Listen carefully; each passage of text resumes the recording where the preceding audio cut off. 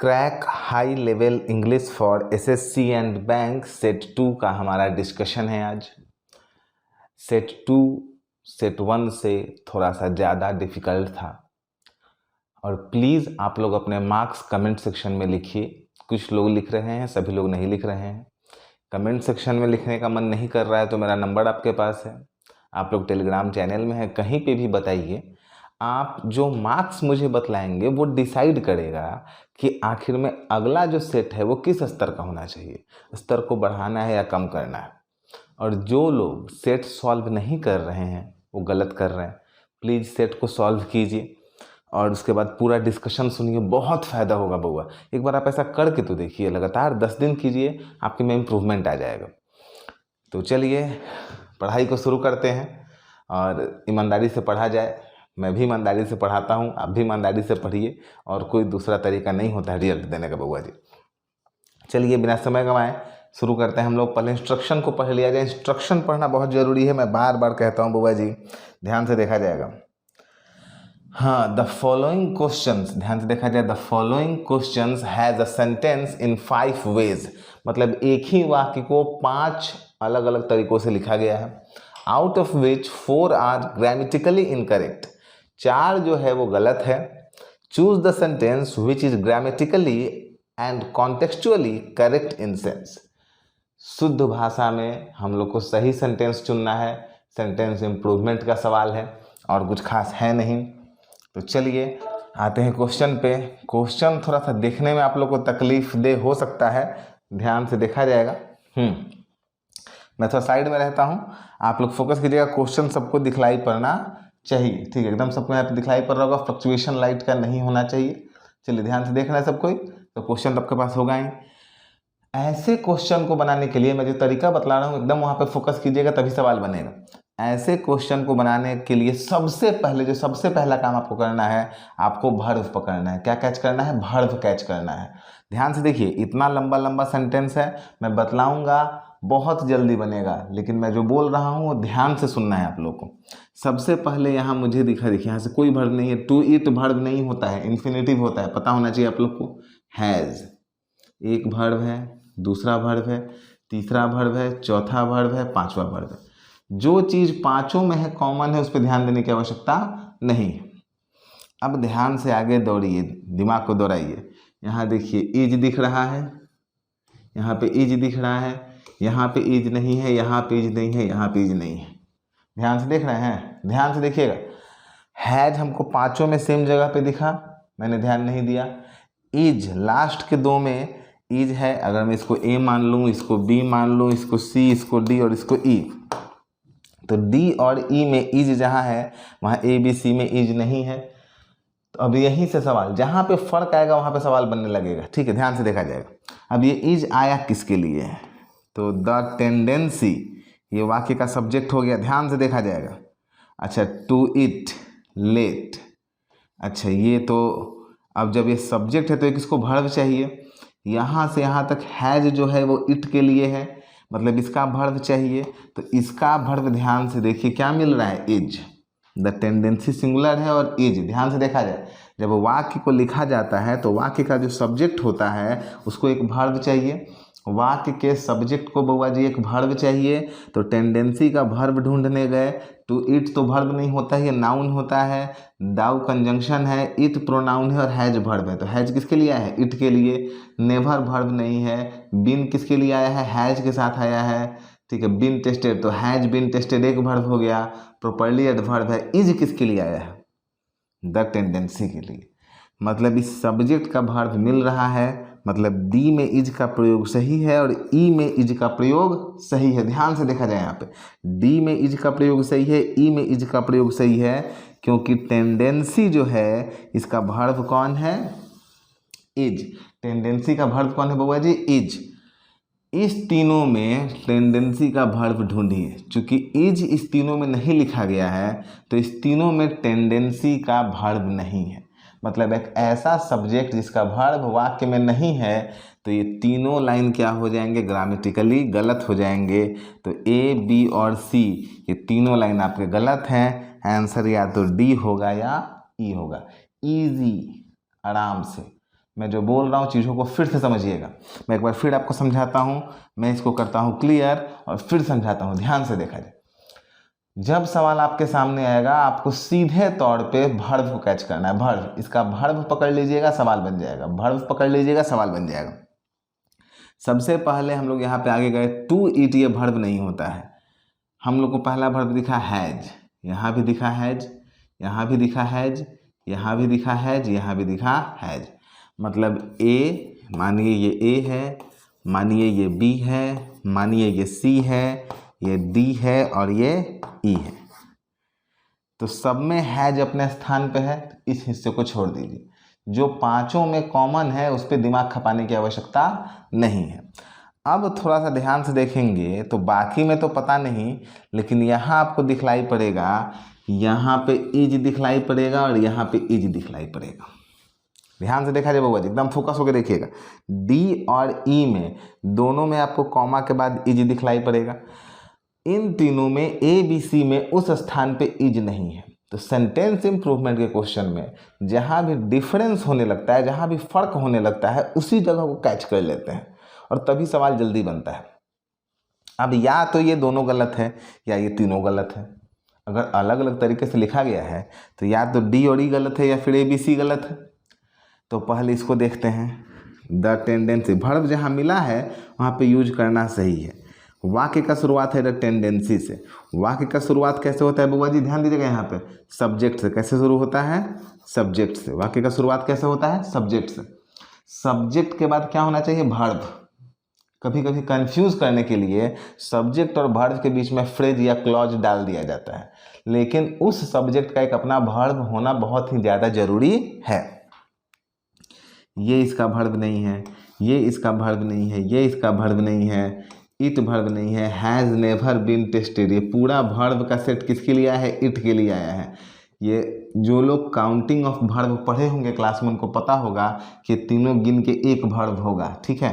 तो एक ही वर्ब मिल रहा है, इज। इज किसके लिए आया है? टेंडेंसी के लिए आया है। टेंडेंसी सिंगुलर है, इज सिंगुलर है, ये संतुलित वाक्य है। मतलब डी और ई संतुलित वाक्य है। इज वहाँ होना चाहिए था। इसमें आप ढूंढिए ए में टेंडेंसी का वर्ब कहाँ है, तो गौर से देखेंगे टेंडेंसी का कोई वर्ब नहीं है। ये जो हैज नेवर बीन टेस्टेड आया है ये इट के लिए वर्ब है। बिलीव किसके लिए आया है? ये जो वर्ड लिखा गया है न्यूट्रिशनिस्ट, इनके लिए बिलीव आया है और कोई वर्ब नहीं है, तो इसका तो वर्ब ही नहीं है।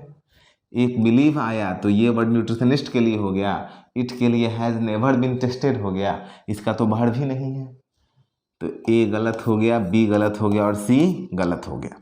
अब यानी कि या तो डी सही है या ई सही है। ध्यान से देखा जाएगा, या तो डी सही है या ई सही है। अब इस दोनों को देखिए ध्यान से, सवाल आपका बन गया है। इजी वे में चीज़ों को देखा जाएगा। फ़र्क कहाँ है? तो फ़र्क आपको दिखलाई पड़ेगा यहाँ पे। टू बी, मैं फिर वर्ब भी ढूंढ रहा था और एज अ फैक्टर, लेकिन वर्ब ढूंढने के क्रम में सब्जेक्ट के बाद मुझे टू बी दिख गया। टू बी तो वर्ब का ही फॉर्म होता है, और एज। टू बी और एज ध्यान से देखा जाएगा। एक नियम यहाँ पे आप सीधा लिख लेंगे तुरंत, कंसीडर के साथ एज का प्रयोग नहीं किया जाता है। कंसीडर्ड एज ये कभी नहीं होता है, असंभव है। और बिलीव एज से बेहतर होता है बिलीव टू बी। बिलीव अगर वर्ड वाक्य में है तो एज से बेहतर होता है बिलीव टू बी, और कंसीडर्ड एज ये होता ही नहीं है, गलत है।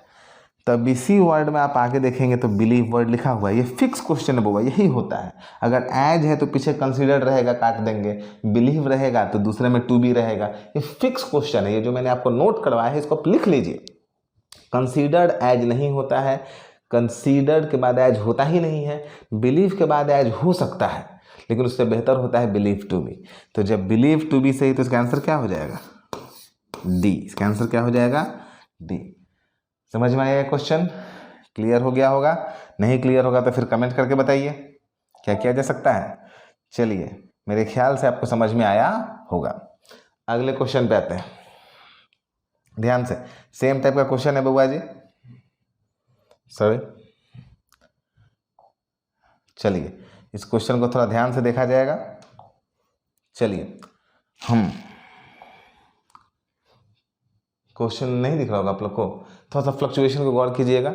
एक्चुअली क्या है कि थोड़ा संसाधनों की कमी के कारण इसको मुझे ऐसे करना पड़ रहा था कि एक जगह सारे वर्ड दिखे। अच्छा क्वेश्चन आप लोग देखिएगा, मैं थोड़ा सा पढ़ देता हूँ, ध्यान में आएगा आप लोग को। इसको बनाने का तरीका सेम, जो काम हम करते हैं वही काम किया जाए। हमारा काम है वर्ब को ढूंढना, हमारा काम है वर्ब को ढूंढना। मैं एक जगह रहता हूँ तो लाइट फ्लक्चुएट करेगा नहीं, एक्चुअली फ़ोन की रिकॉर्डिंग है तो थोड़ा सा लाइट फ्लक्चुएट कर जाता है। तो यहाँ से देखा जाए तो देखिए पहला वर्ब मुझे क्या मिलता है, यूजेज। देख रहे हैं यहाँ पे क्या लिखा है, यूजेज। यहाँ पे क्या लिखा है, यूज। यहाँ पे क्या लिखा है, यूजेज। यहाँ पे क्या लिखा है, यूज। यहाँ पे क्या लिखा है, यूज। मतलब बउआ जी या तो यूजेज होगा या यूज होगा। ये वर्ब का पांचवा रूप है, ये वर्ब का पहला रूप है। तो देखेंगे अब सब्जेक्ट क्या है। तो 63%, 63%, 63%, 63%, 63% याद रखा जाएगा बउआ जी।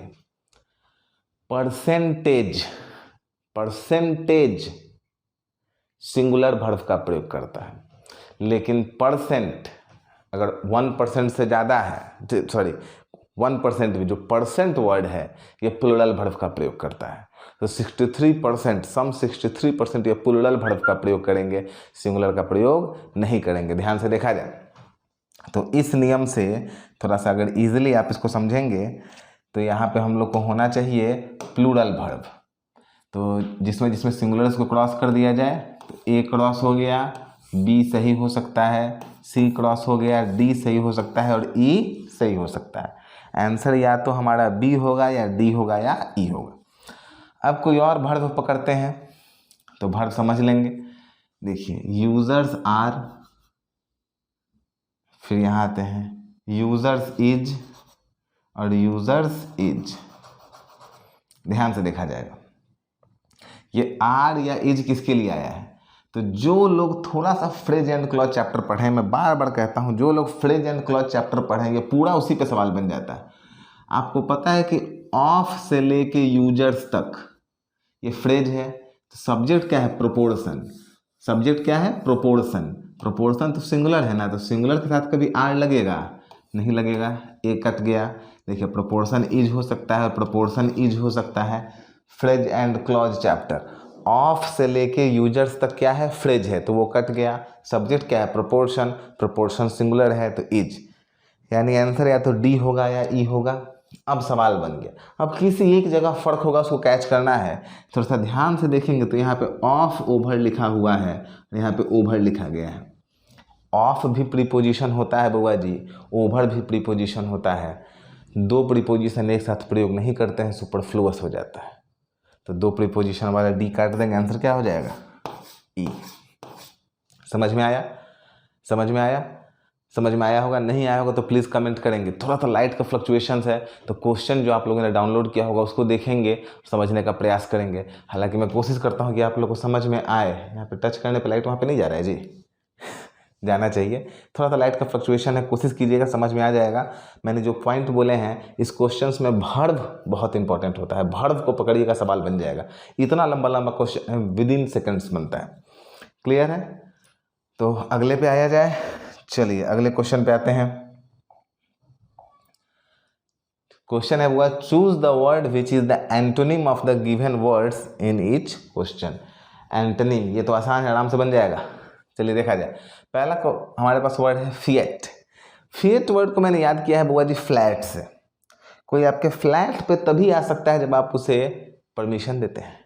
कोई आपके फ्लैट पे तभी आएगा जब आप उसे परमिशन देंगे। तो फिएट फ्लैट, फ्लैट पे कैसे आएगा, परमिशन लेके। तो फिएट फ्लैट, तो इसका साइनो क्या होता है, परमिशन। इसका एंटो क्या हो जाएगा, प्रोहिबिशन या बैन। तो बैन से बेहतर वर्ड क्या होता है, प्रोहिबिशन। बैन तो थोड़ा सा क्रिमिनल टाइप का वर्ड होता है, जैसे बैन लगाए थे किसी, जैसे शराब पे बैन लगाया गया है बिहार में। प्रोहिबिशन होता है परमिशन का उल्टा। परमिशन दिया गया कि ठीक है आप आ सकते हैं, प्रोहिबिशन बैक एकदम नहीं आना है, मेरे घर में तुमको आना नहीं है। तो आंसर क्या हो जाएगा, प्रोहिबिशन। परमिट आप लोगों को पता होगा, आदेश देना। बैन पता होगा, रोक देना। वर्ड आपके पास है इनैक्टमेंट, कानून पारित करना। कानून पारित करना को इनैक्टमेंट कहा जाता है। और इडिक्ट, इडिक्ट वर्ड मैंने याद कर लिया है एडिक्ट से। आप किसी चीज़ के एडिक्ट तभी होंगे जब आप उसको जब आप उसके लिए एडिक्ट करेंगे, परमिशन देंगे। जैसे कोई दोस्त आपका बोल रहा है सिगरेट पियो, तो आप जब उसको परमिशन देंगे, जब आप उसको एडिक्शन देंगे, जब आप उसको एडिक्ट करेंगे, तभी आपको एडिक्शन होगा। तो जब आप उसको परमिशन देते हैं किसी चीज़ को, तब उस चीज़ का एडिक्शन होता है। तो एडिक्ट का भी अर्थ क्या होता है? परमिशन। ये फिएट का साइनो है। क्लियर है? तो ये वर्ड आप लोग को याद हो गया होगा मेरे ख्याल से। वर्ड्स को थोड़ा ध्यान से देखिएगा, वर्ड्स याद होते रहने चाहिए। फिएट फ्लैट से याद कर लेना है, परमिशन। अगला वर्ड हमारे पास है बीरेट। ध्यान से देखा जाए, बीरेट। बीरेट को बहुत मैंने याद किया है, बी प्लस रेट बराबर बी ग्रेड। अब सोचिए, आप कोई बी रेट का या बी ग्रेड का मूवी घर में देख रहे हैं, बी रेटेड समझ रहे हैं, ए रेटेड नहीं है, बी रेटेड है। तो बी ग्रेड मूवी भी आपने सुना होगा जरूर सुना होगा। तो बी रेट या बी ग्रेड मूवी अगर आप घर में देख रहे हैं, तो आपको अवार्ड तो नहीं दिया जाएगा कि बा मेरा बेटा बी ग्रेड मूवी देख रहा है, तो लो बेटा ठीक है, तुमको कप दिया जाता है। पिटाई हो जाएगा, धुना जाएगा। ठीक है, जो घर में कोई देखेगा धुन देगा पकड़ के, दो चार चप्पल वप्पल उठा के दो चार चप्पल खींच देगा आपके मुंह पे। तो आप बीरेट करेंगे, बी ग्रेड मूवी देखेंगे, तो आपका पिटाई होगा। तो इसका उल्टा क्या हो जाएगा? तो में प्रशंसा। तो इसका आंसर क्या हो जाएगा? प्रेज। स्कॉल यानी भी डांटना होता है, क्रिटिसाइज निंदा करना होता है, चाइल्ड डांटना होता है। सेंसर, सेंसर होता है डांटना या कम करना। जैसे सेंसर बोर्ड, ये भी डांटने के सेंस में होता है, पनिशमेंट देने के सेंस में होता है। तो सेंसर बोर्ड क्या करता है? डांटता है मूवीज वगैरह को। एक ज़माने में डांटता था, अब तो डांटता नहीं है कि ये सीन क्यों है, ये सीन क्यों है। अब तो सब सीन ही अलाउ है। वर्ड याद हो गए होंगे मेरे ख्याल से। चलिए अगले वर्ड पे आते हैं। अगला वर्ड बोलिए हमारे पास है टेनेसियस। इस वर्ड को मैंने याद कर लिया है। टेनेसियस को मैंने याद किया तनुसियस, तनु। ठीक है, टेनेसियस को तनुसियस। तनु जो नाम होता है ये लड़की का नाम होता है। किसी लड़का का नाम तो नहीं सुने होंगे तन्नू। ठीक है, तन्नू लड़की का नाम होता है। और लड़की आमतौर पे क्या होती है? दुबली पतली होती है, थोड़ी कमजोर जैसी। रुको भाई, यहाँ पे कोई हमको फेमिनिज्म का उपदेश मत दे देना है। ये याद करने का तरीका है। हम भी बहुत महिला समर्थक व्यक्ति हैं, लेकिन इसका याद करने का तरीका है कि तन्नू को मैंने याद कर लिया है लड़की से। लड़की थोड़ी दुबली पतली होती है, थोड़ी कमजोर जैसी होती है। तो जो टेनुअस वर्ड है, ठीक है, टेनेसियस बोल दिया सॉरी, जो आपके पास टेनुअस वर्ड है, तनुअस से याद कर लीजिए। तनु जो है वो लड़की का नाम है, तो कमजोर। तो इसका एंटो क्या हो जाएगा बउआ जी? स्ट्रॉन्ग। डेलिकेट भी होता है पतला, फ्रेगाइल भी होता है कमजोर, थिन भी पतला, स्लिम भी पतला। क्लियर है? चलिए आते हैं अगले वर्ड पे। अगला हमारे पास वर्ड है बउआ जी पेल्ट्री। पेल्ट्री को मैंने याद किया पोल्ट्री। अच्छा, पोल्ट्री जब सुनते हैं आप, पोल्ट्री फार्म, पोल्ट्री, तो दिमाग में क्या आता है? मुर्गा, चिकन, साथ में अंडा भी आता है। पोल्ट्री देखिएगा, हमारे घर में जब आप कहीं पढ़ाई लिखाई नहीं कीजिएगा, तो घर वाला बोलेगा अरे कुछ नहीं पढ़ रही, अंडा बेचेगा ज़िंदगी में। सोचिए, अंडा बेचेगा मतलब पोल्ट्री फार्म खोलेगा, अंडा बेचेगा तो मुर्गो बेच सकता है। तो वो लोग आपको कब बोलते हैं कि पढ़ेगा लिखेगा नहीं, कुछ नहीं करेगा लाइफ में, अंडा बेचेगा? तो उनके दिमाग में जो अंडा बेचना होता है, जो पोल्ट्री फार्म होता है, बहुत ही छोटा बिजनेस है, बहुत ही छोटा व्यवसाय है। तो पोल्ट्री, पैल्ट्री, पैल्ट्री, पोल्ट्री याद कर लीजिएगा, छोटा व्यवसाय, छोटे बिजनेस को हम लोग समझते हैं। तो इसका साइनो हो जाएगा इनसिग्निफिकेंट। तो एंटो क्या हो जाएगा? सुपीरियर बन गया। पीटी तो उसी को कहते हैं छोटा या तुच्छ। वर्थलेस, लेस लगा हुआ है तो अयोग्य हो जाएगा। नेग्लिजिबल, छोटा या तुच्छ। तो ये वर्ड भी आप लोग को याद हो गया होगा। चलिए अगले वर्ड पे आते हैं बउआ जी। वर्ड है आपके पास लेस्कीवियस। लेस्कीवियस, इस वर्ड को बड़ा ही थोड़ा सा अलग किस्म का वर्ड है, तो आपको याद करना होगा इस वर्ड को। लेस्कीवियस का अर्थ होता है सेक्सुअल डिजायर, लस्टफुल। ठीक है, तो लेस्कीवियस को आप ऐसे याद कीजिएगा, मैंने याद किया इसको लैस। लैस तो एल प्लस एस। ऐस हम लोग किसी को बोलते हैं बहुत ऐस कर रहा है, बहुत मौज मस्ती कर रहा है, ऐस कर रहा है। तो ऐस करने का अर्थ होता है कि दो चार गो महिला मित्र, दो चार गो मित्र नहीं होता है, कोई लड़का है तो दो चार गो महिला मित्र रखे हुए हैं, बहुत घूम रहा है, मस्ती कर रहा है, तो बोलते हैं अरे उसके जीवन में तो बहुत ऐस है। आप ही अपने किसी दोस्त को देखते हैं जिसकी बहुत सारी महिला मित्र है, तो बोलेंगे अरे बहुत ऐस है इसका लाइफ में। तो लेस्कीवियस उसी डिज़ायर को कहते हैं जो महिला मित्र को देख के आता है। पढ़ाई पे ध्यान दीजिएगा, वर्ड सिर्फ याद करने के लिए सब चीज़ें, डिस्ट्रैक्ट नहीं होने दीजिएगा अपने आप को। तो लेस्कीवियस, लस्टफुल का भी वही होता है, लस्टफुल का अर्थ होता है सेक्सुअल डिजायर, लस्ट एक वर्ड ही होता है बेसिक। ल्यूड वर्ड को मैंने याद कर लिया है न्यूड से, न्यूड सीन्स जो होते हैं उसे ल्यूड वर्ड याद कर लीजिएगा, सेक्सुअल डिजायर, लस्टफुल वही होता है, सेम वर्ड। ठीक है, अगला वर्ड आपके पास है, वर्ड आपके पास है प्रूरियंट। प्रूरियंट को मैंने याद किया है, ठीक है, प्योर नॉट बराबर प्योर नॉट बराबर प्रूरियंट, याद रखा जाएगा। जैसे कोई आपका दोस्त है, कोई पुरुष मित्र या महिला मित्र है और बोले कि भाई हम प्योर नहीं हैं, हम शुद्ध नहीं हैं, तो प्रूरियंट वही सेक्सुअल डिजायर टाइप का वर्ड होता है, याद रखिएगा। ठीक है, वर्ड आपके पास है, वर्ड है लुब्रिकियस। देखिए लुब्रिकियस वर्ड का अर्थ होता है स्मूथ। अब आप सोचिए इसका अर्थ स्मूथ भी होता है और भी कुछ होता है। बहुत ही स्मूथ नहीं होता है कि बहुत ही चिकने चिकने गाल देख के मन में जो डिजायर आएगा, लेस्कीवियस, समझ सकते हैं आप लोग। तो ये सब इसका साइनो है। हाँ, लेकिन आप एकदम नहीं होता है योगी किस्म के आदमी हैं, मतलब वो वाला योगी जो पूजा पाठ करता है और एकदम कोई इमोशन मन में नहीं है, कोई भी रंभा मेन का आ जाए आपका दिमाग उधर से नहीं हटता है, तो आप क्या है, अनइमोशनल आदमी है, कोई इमोशन उसकी तरफ नहीं है, आए जाए कोई मतलब नहीं है। तो लेस्कीवियस का एंटो क्या हो जाएगा बाबा जी, अनइमोशनल। ठीक है, थोड़ा सा सेक्सुअल डिजायर को दिखाने वाला वर्ड है, बी ग्रेड का वर्ड है, याद रखा जाएगा। क्या कीजिएगा, हर एक तरह का वर्ड पढ़ना होता है, मेरे ख्याल से वर्ड आपको याद हो गए होंगे। ठीक है, ल्यूड वर्ड को न्यूड से याद कर लीजिएगा, लस्टफुल, लस्ट बड़ा बेसिक वर्ड होता है न्यूडिटी को दिखाने वाला, याद रखिएगा। प्रूरियंट भी वही होता है, सेक्सुअल डिजायर को दिखलाता है। और लुब्रिकियस जो आपके पास वर्ड है, लुब्रिकेंट से बना है लुब्रिकियस, सॉरी आपके पास वर्ड है लुब्रिकियस, सॉरी है।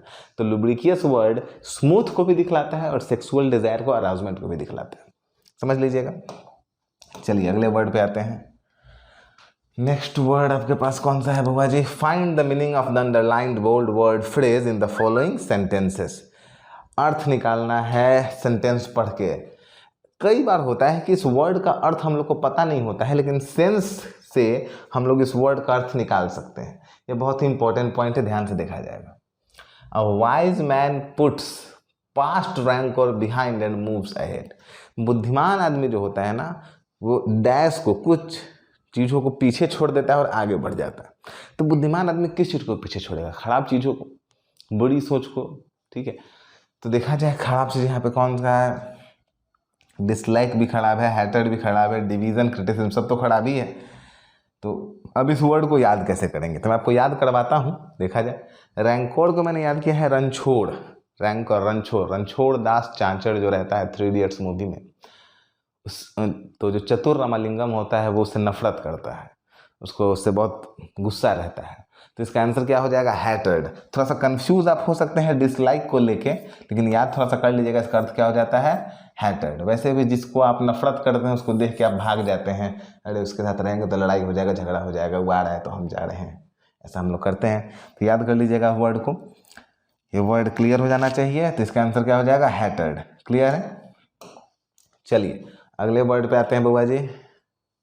We saw a scintillating firework display। Firework का मतलब होता है बुआ जी आतिशबाजी। आप समझिए, आतिशबाजी मतलब ठीक है, आकाश में रॉकेट चल रहा है, बहुत सारे पटाखे फूट रहे हैं, तो कैसा होगा, फैसिनेटिंग हो सकता है, अनफॉरगेटेबल भी हो सकता है, ब्यूटीफुल भी हो सकता है, स्पार्कलिंग भी हो सकता है।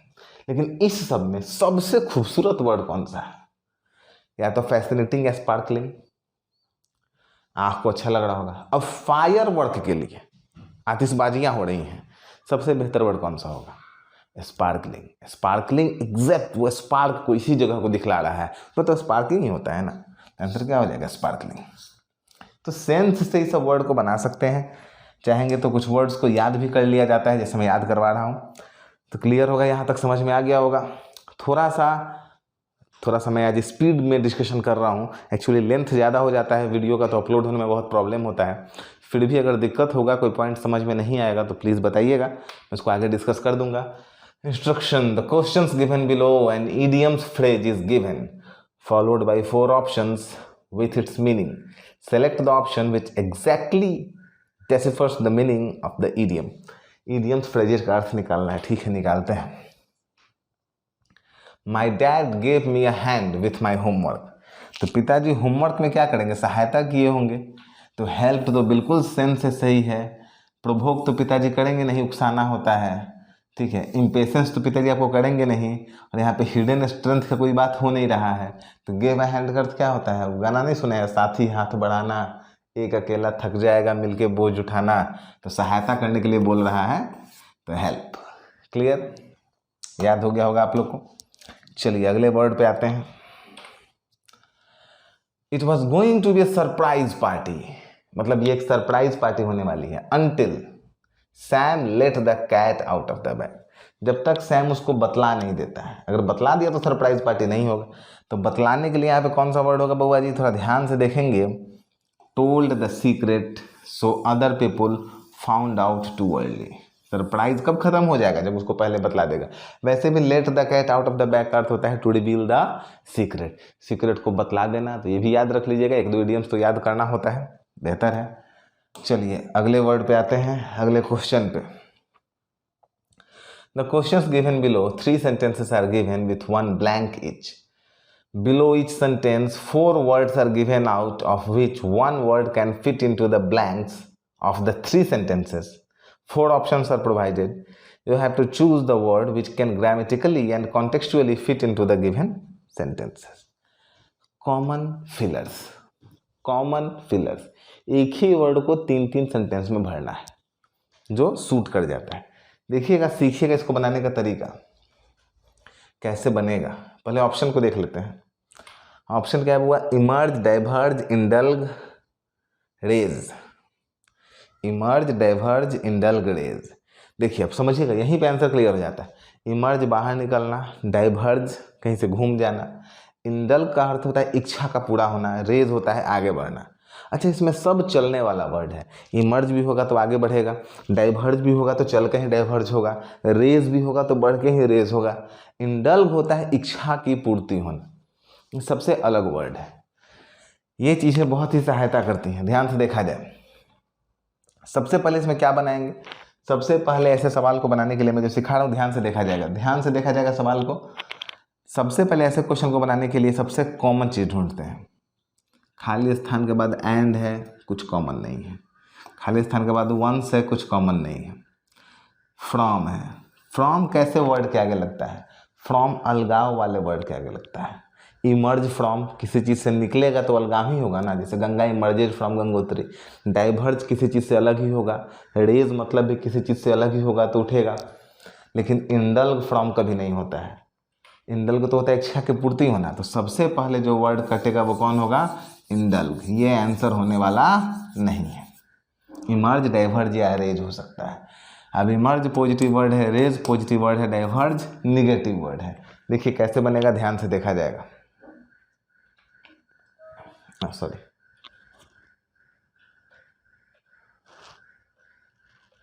इस क्वेश्चन पे आ जाए। अब देखिए ध्यान से, क्लियर। हाँ, तब ये तो क्लियर है कि 3 में से कोई एक वर्ड होगा। अब यहां से देखा जाए, and lay its eggs on the blossom in the ensuing spring. अंडे की बात होती है, ठीक है, और स्प्रिंग की बात हो रही है, ठीक है। ऑफ स्प्रिंग जो अंडों में से निकलता है, अंडे की बात है, ठीक है। Development winter in the seed waiting to. अब समझिएगा ध्यान से, बीटल के अंडों में से अगर कोई चीज़ निकलेगा तो अंडों में से निकलने के लिए रेज वर्ड लगाएंगे या इमर्ज या डाइवर्ज। तो कोई चीज़ जब निकलता है, बाहर की ओर निकलता है, जन्म लेता है, तो बेहतर वर्ड कौन सा हो जाएगा, इमर्ज। यहाँ पे इमर्ज फिट बैठ रहा है, सेम वर्ड यहाँ पे लगाएंगे। In all of 30 minutes some sort of drama would dash once in the inhabitants abode. जैसे लोग जगेंगे तो एक ड्रामा का जन्म होगा, ड्रामा शुरू होगा। शुरू होने के लिए इमर्ज लगा सकते हैं कि नहीं, जीवन शुरू होने के लिए इमर्ज लगा रहे हैं, तो ड्रामा भी शुरू होने के लिए इमर्ज लगा सकते हैं। ध्यान से देखा जाएगा। The young emerge from the cocoon in the early spring. उसमें से यहाँ भी सेम, जैसे यहाँ पे जन्म ले रहा है वैसे यहाँ पे जन्म ले रहा है, तो तीनों में वर्ड कौन सा बैठ गया, इमर्ज। तो हमारा आंसर यहाँ पे क्या हो जाएगा बउआ जी, इमर्ज। समझ में आया कैसे बनाना है। एक कमजोर बिंदु को पकड़ लेना है। अक्सर कभी वो प्रीपोजिशन होता है, कभी कोई शब्द होता है पॉजिटिव या नेगेटिव, मैक्सिमम टाइम पे प्रीपोजिशन होता है और कुछ सेंस होता है, वो आपको आंसर तक पहुंचा देगा। क्लियर होना चाहिए। चलिए अगले क्वेश्चन पे आते हैं। Question number next. हाँ चलिए पहले इसको ऑप्शंस को देख लेते हैं। Wise, brave, prudent, bold. इसमें से ध्यान से देखा जाएगा वाइज और प्रूडेंट एक दूसरे का साइनो है। वाइज भी बुद्धिमान होता है, प्रूडेंट भी बुद्धिमान होता है। मैंने आपको याद करवाया था कि एक बहुत ही फेमस टीचर है मैथ के, राकेश यादव सर, उनके कोचिंग का नाम है प्रूडेंस कोचिंग। तो प्रूडेंस से ही वर्ड बना है प्रूडेंट, बुद्धिमान। लेकिन यहाँ पे ध्यान दिया जाएगा वाइज और प्रूडेंट में एक फ़र्क होता है। प्रूडेंट इकोनॉमिकल भी होता है, अल्प व्यय भी होता है, वो खर्च भी, वो थोड़ा फिनेंशियली भी बुद्धिमान होता है। ये वाइज सिर्फ बुद्धिमानी को दिखलाता है, ये कहीं से स्पेशली फिनेंशियल योग्यता को नहीं दिखलाता है। लेकिन जो प्रूडेंट वर्ड है हर तरह की बुद्धिमानी को और ख़ास तौर से फिनेंशियल योग्यता को भी दिखलाता है। ये याद रखिएगा, बहुत इंपॉर्टेंट बात है। ब्रेव और बोल्ड एक जैसे वर्ड है। पहले तो देखना होगा कि मजबूती की बात हो रही है कि बुद्धिमानी की बात हो रही है। सवाल को देखते हैं तो क्लियर होगा हमारे पास। ठीक है, ध्यान से देखा जाए। कुछ सिस्टम में गड़बड़ियां हैं इसलिए आज कन्फ्यूजन हो रहा है। अ डैश रूलर, ठीक है, तो रूलर तो बोल्ड भी हो सकता है, वाइज भी हो सकता है। क्वेश्चन को देखा जाए। बउआ जी सवाल बन गया। यहाँ पे वर्ड है बेनिफिशियल। बेनिफिशियल, ब्रेव का बेनिफिशियल से रिश्ता नहीं है, वाइज का बेनिफिशियल से रिश्ता कोई रिश्ता नहीं है। यहाँ पे एक ही वर्ड होगा प्रूडेंट। अच्छा, प्रूडेंट रूलर भी हो सकता है, बुद्धिमान रूलर। यहाँ पे देखेंगे, ठीक है, अ prudent statesman and astute politician, astute भी होता है बुद्धिमान। तो इस सब में सूट कौन कर रहा है बेनिफिशियल को देखते हुए? प्रूडेंट। तो बस हल्का सा आंसर कुछ हम लोग समझ लेंगे। ये वर्ड का जानकारी अगर पहले से होता तो आंसर हम लोग ले लिए होते, सॉरी। तो हमारा आंसर यहाँ पे क्या हो जाएगा? प्रूडेंट। समझ में आया? एग्जैक्ट हल्का फुल्का जानकारी कभी कभी फायदा कर देता है। आप इसको पढ़ के भी बना सकते थे, लेकिन वो थोड़ा कन्फ्यूज़न आपको करता। ये सेट मैंने थोड़ा सा स्पीड में पढ़ाया है, थोड़ा सा स्पीड में। अगर आपको दिक्कत हुआ होगा तो कमेंट करके बताइएगा। कुछ क्वेश्चंस में दिक्कत होगा तो उसको मैं अलग से कमेंट करके समझा भी दूंगा। अगले सेट का इंतजार किया जाए और अपना मार्क्स जरूर बताइएगा। मिलते हैं अगले सेट में, तब तक के लिए शुभरात्रि, बहुत बहुत धन्यवाद, गुड नाइट।